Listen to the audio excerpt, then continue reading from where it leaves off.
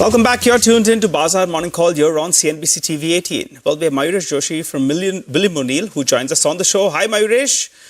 Good morning. Good to see you in as always. Let's talk about the big deal that came. Sammaan Capital stock up 22% in the last 1 month. The street was sniffing something. We have IHS is going to come in there and put closer to $1 billion into the company. What's your view on the stock? Morning, Nigel. I think a large part of that news was getting gestated into the price. And now that the news has come in, I think let's see how the reaction on the stock will be.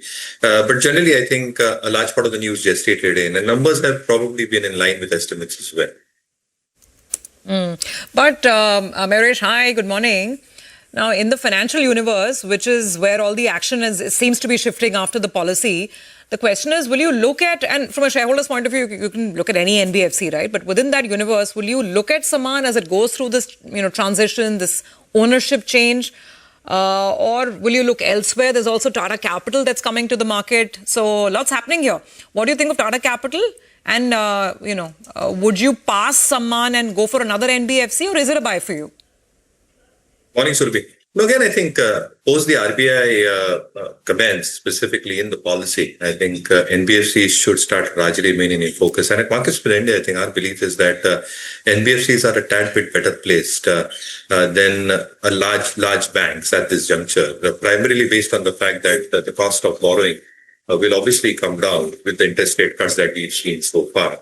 At the same time, the expectation in terms of solid, durable advances growth, whether it comes to consumer durable advances or discretionary, I think that should start showing a solid amount of pickup as we head into Q3, Q4. Obviously, I think you need to be a little bit cautious because if there is some element of unsecured lending, that probably comes through the system. What happens to asset quality pressures going down the line in the coming few quarters is something to be seen. And therefore, I think within the space itself, Sammaan obviously has this tailwind of news coming through for it.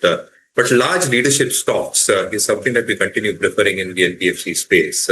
Shriram Finance as an example, or Bajaj Finance. Our own sense is that the kind of book that Shriram Finance has as an example, I think that should start showing signs of significant pickup as we head into the third quarter. And asset quality pressures, capital adequacy, provisioning, all seem to be very, very stable. Let's not forget the credit ratings that I was just speaking, which gives them their added advantage of the borrowing cost actually going even lower. Similarly is the case with Bajaj Finance. I think the expectation in terms of durable loans picking up, the cross-selling, the cost optimization that they've probably done, I think they seem to be a tad bit better placed within the NBFC universe. But again, as a bottom line, I think NBFCs, in our opinion, a tad bit better placed than large banks. Okay. Let's go back to Mayuresh. Mayuresh, what do you make of Maruti Suzuki?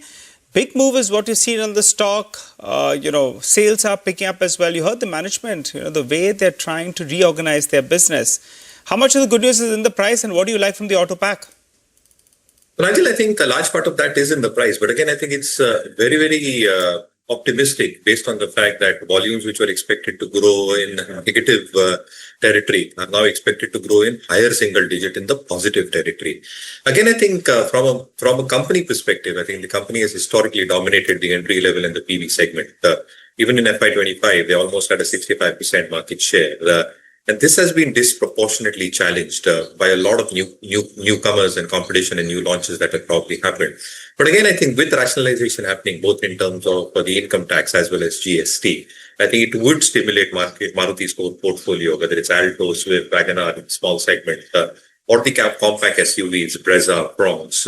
The new launches that they've done, the Vitara and the Victoris, I think that strengthens their hold in the UE segment as well. And therefore, I think as the management was speaking, I think they're firing on all cylinders, whether it's ICE, whether it's small cars, whether it's hatchbacks or the larger hybrid cars as well. And therefore, I think a higher digit volume growth will largely translate into double-digit revenue growth, 12 or 13%, and a bottom line growth of 14 or 15%, which makes it a very, very attractive proposition. Again, I think any decline onto the stock is something that we probably suggest investors to probably look at. We remain extremely optimistic.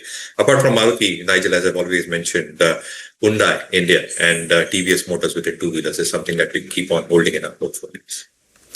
Okay, all right. What a journey right from Hyundai. It listed at IPO price around 1,800, corrected to around 1,550. And from there, from April this year, it's moved to around 2,600, fresh 52-week high. Who would have thought? That's a 1-month chart, more or less flattish. You pull up a 6-month chart, you'll see from around 1,500 rupees, it swiftly moved to around 2,500 rupees. Well, thanks, Mayuresh, for joining in. Wishing you a good Friday ahead, and we chat up rather soon.